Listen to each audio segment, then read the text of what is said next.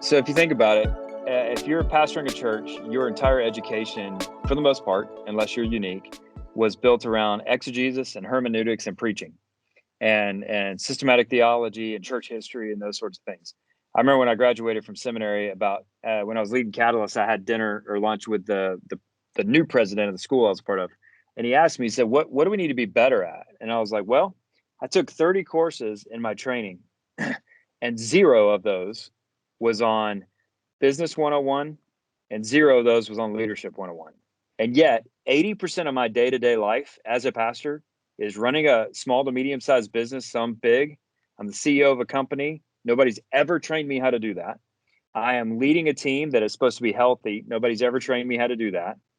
I am being held accountable to a group of elders I probably didn't pick, or if I did, they're highly educated. They don't know this profession like I do, and there's an expectation and weight. Oh, by the way, you're absolutely correctly held accountable for your moral and your moral and ethical behavior and your character, because that's part of it. Oh, and then last but not least, you're doing all of these things. You don't have a lot of people you can talk to, because say, for instance, you're a pastor, you're struggling with an addiction, you need money to go get some help. You're scared to death to go to your elders because they don't know what to do about that. They're afraid that, well, are you off the rails? What's happening? And so you don't talk to them. So you just stuff it in. You become isolated. The more successful in ministry, quite often, the more isolated you become because you're scared to death to be open about the things that you're struggling with. And then if you're not funny, concise, super theologically sound and clear every Sunday for 30 to 40 minutes, people leave your church and tell you about it.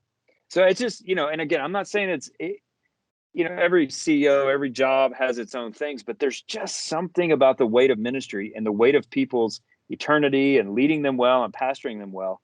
It just carries a lot of extra cost to it. And so I think that's a lot of things I've noticed as guys and girls, for that matter, are we're losing them. And quite often it's not just to that ultimate decision of suicide. It can be an addiction. It can be a moral failure. It can be a way out. So